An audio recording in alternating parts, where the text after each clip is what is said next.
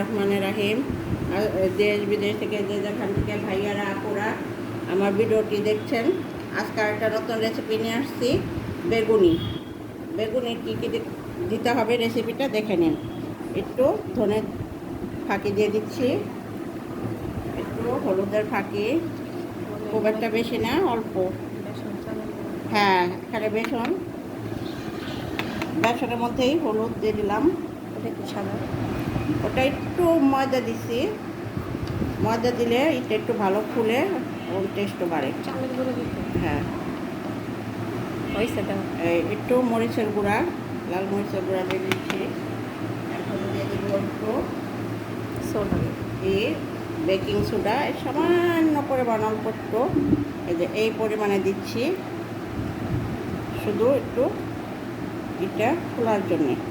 এই যে একটু দিয়ে দিচ্ছি রসুন বাটাটা এই পরিমাণে দিচ্ছি, খুব একটা বেশি দিতে হবে না। এখন পানি দিয়ে দিব। আপনারা একটু চালের গুঁড়াও দিতে পারেন বেসনের সাথে।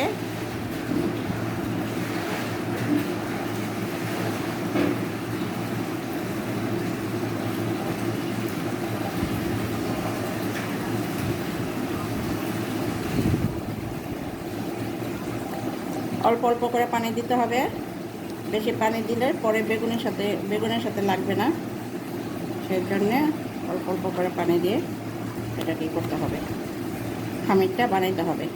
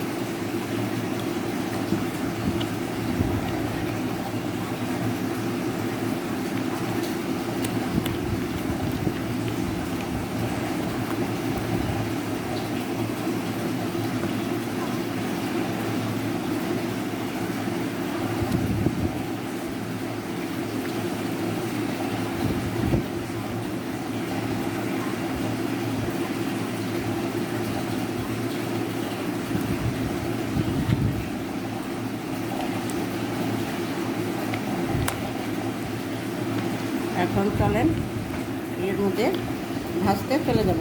এটা নিয়ে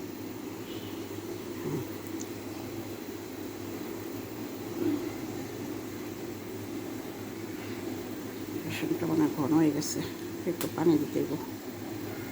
বিসমিল্লাহ, পানি দিতে দেবো।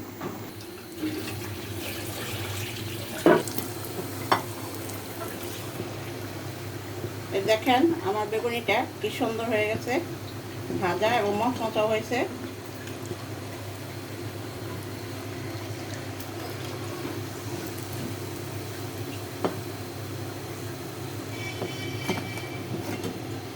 একবার দিয়ে দিব।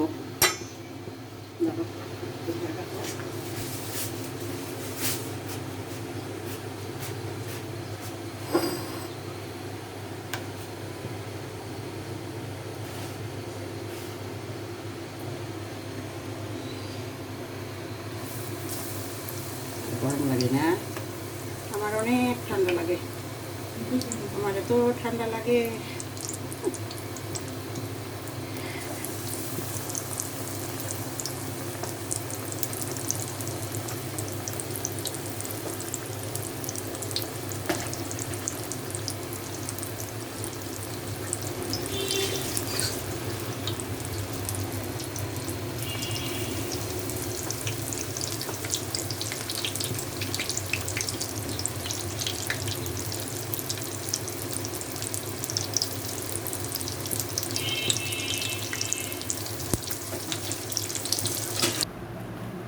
হ্যাঁ, দেশ বিদেশে যেখান থেকে ভাইয়ারা আপুরা আমার ভিডিওটি দেখছেন, সবাই আমাকে লাইক কমেন্ট শেয়ার করে দিবেন। আমার দেখেন কত সুন্দর বেগুনি হয়ে গেছে, একদম ফুলকো ফুলকো বেগুনি। এখন আমি আপনাদেরকে ভাইঙা দেখাতে পারতেছি না, বেগুনিগুলো অনেক বড়। তার মাঝখানে দিয়ে দিচ্ছি মরিচ ভাজা, দেখেন মরিচটাও কত সুন্দর ভাজা হয়েছে, একদম ক্রিস্পি। কিন্তু এখন ভাঙে দেখাইতে পারতেছি না। আপনারা দেশ বিদেশ থেকে যে যেখান থেকে দেখতেছেন আমাকে লাইক কমেন্ট শেয়ার করে দিবেন, আমাকে সাপোর্ট করবেন, আমার পাশে থাকবেন, আমাকে সাবস্ক্রাইব করে দিবেন, দিয়ে আমার পাশে থেকে আমার জন্য দোয়া করবেন। আমরাও আপনার জন্য দোয়া করব। আল্লাহ হাফেজ।